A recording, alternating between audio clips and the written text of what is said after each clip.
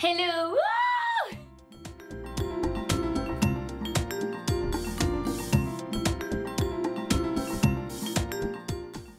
How you happy people? Donc moi je suis Evelyne Olala, je suis une Française qui habite à Londres depuis déjà 5 ans et aujourd'hui j'ai décidé de monter cette nouvelle série pour vous aider à vous aussi si vous voulez déménager en Angleterre. Je vais vous donner des tips, parler de mon expérience, des choses à faire, des choses à ne surtout pas faire ici. Donc on commence?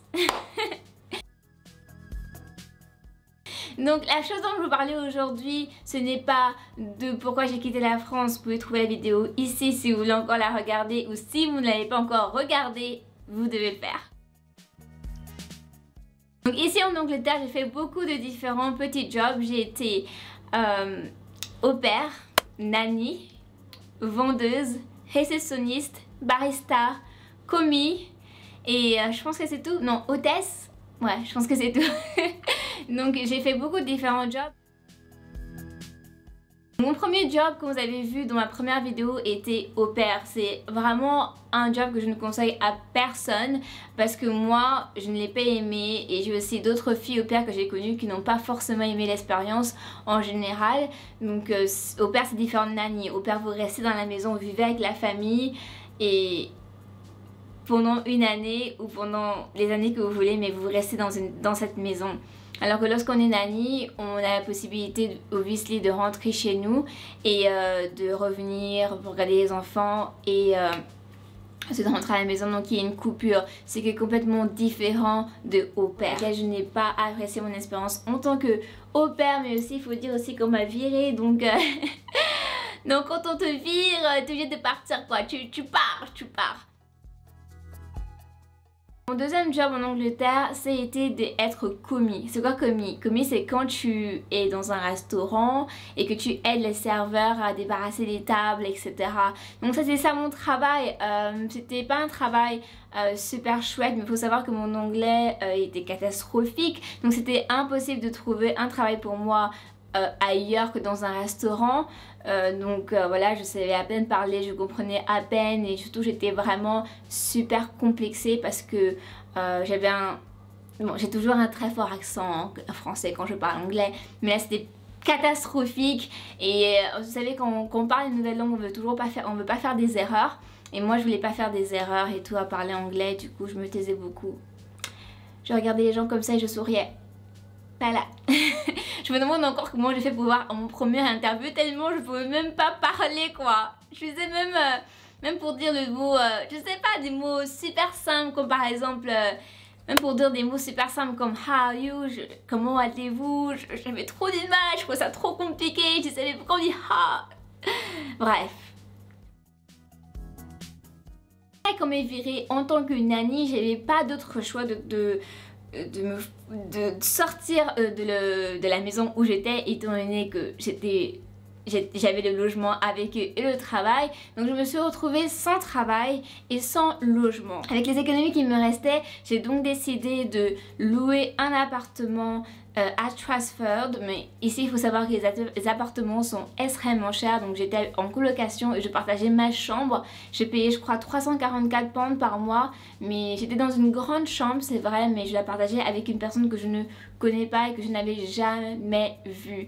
Donc première expérience, c'était voilà quoi, j'ai pas le choix. Mais j'étais tellement contente d'avoir trouvé un logement parce que j'ai beaucoup galéré, j'ai fait d'agence en agence, je me connaissais pas trop donc c'était vraiment la galère. Donc après avoir trouvé ça, je me suis réjouie et maintenant la deuxième chose à faire c'était trouver un travail.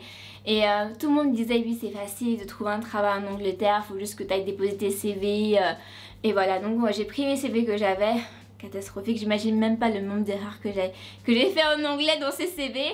Et j'ai pris mon courage à deux mains et je suis allée justement à Westfield. C'est vraiment très grand, très lumineux, il y a plein de magasins. Et il faut savoir qu'à Trafford, en fait, à côté de tous ces magasins, il y avait un restaurant qu'on appelle Jamie's qui n'existe plus parce qu'ils ont fermé. Et justement, j'étais allée déposer dans ce restaurant, je crois que c'était sur la recommandation d'une de mes colocataires. Et à ma grande surprise, vraiment, on m'a prise, on m'a fait l'entretien le premier jour quand je suis venue. Elle m'a dit, elle m'a demandé si j'étais disponible, j'ai dit oui. Elle a dit ok, tu veux commencer quand? Elle m'a dit, moi j'ai dit que je peux commencer quand je veux. Elle a dit ben demain. Donc j'ai commencé à travailler quasiment directement, donc j'ai pas eu de complications, j'ai signé les contrats et j'ai commencé à travailler. Donc après, c'est ce que j'aime bien en Angleterre, c'est qu'ils vont pas te juger par rapport à ta langue, la façon dont tu parles, par rapport à ton expérience et par rapport à ton look. Vraiment, ils sont tellement ouverts d'esprit et justement c'est ce que je reproche à certains Français parce qu'ils ne sont pas tous pareils. Parce que moi, quand j'habitais à Rennes, par exemple, j'étais bien habillée, tu vois, je faisais des efforts, mais trouver un travail de vendeuse, tu entrais dans Zara, les gens te regardent genre comme ça, genre comme si Zara, c'était être vendeuse à Zara, c'était le travail, les rêves des gens, quoi. Les gens rêvent de devenir vendeuse à Zara. Donc, si vous habitez à Rennes, vous allez dans le Zara, le seul gros Zara qui est au centre-ville, et les gens, ils se la pètent. Moi, tu fais quoi dans la vie? Ben, moi, je travaille à Zara. Tu vois, le grand Zara, celui qui est au centre-ville, là. Et... mais là, je rigole, mais c'est comme ça, je vous dis, c'est comme ça. Donc j'ai vraiment galéré, je me rappelle quand j'habitais à Rennes, à trouver un petit job. C'est incroyable comment c'était difficile. Tout le contraire, le contraire de Londres, tout l'opposé de Londres qui est vraiment une ville très ouverte. Donc si vous le trouvez un petit travail, genre vendeuse, barista ou ce que vous voulez, c'est vraiment pas compliqué. En tout cas, lorsque j'étais venue, c'était pas compliqué. Donc j'ai trouvé ce travail dans le restaurant. Et ce que j'ai beaucoup aimé au restaurant, c'est que on était tous des étrangers. Donc il y avait des Espagnols, beaucoup d'Espagnols, des Italiens, des Français.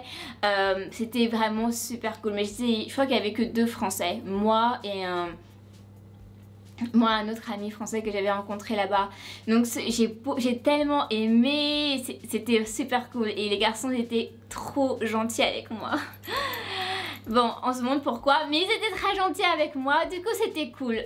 Moi je m'ennuyais beaucoup parce que mon seul travail c'était de prendre les assiettes, les débarrasser, voilà. Et ce que j'ai toujours aimé avec ma personnalité, c'est que j'ai toujours vu les choses positives. Donc je ramassais les assiettes, je souriais et tout, tu vois. J'étais là, ouais, j'ai un travail en Angleterre. Donc je voyais toujours les choses vraiment d'une façon très positive et très optimiste. Ce qui m'a beaucoup aidé à supporter tant de galères. Donc voilà, après l'histoire vraiment finit courte parce que en fait ils recherchaient juste des personnes pour travailler pendant un certain temps.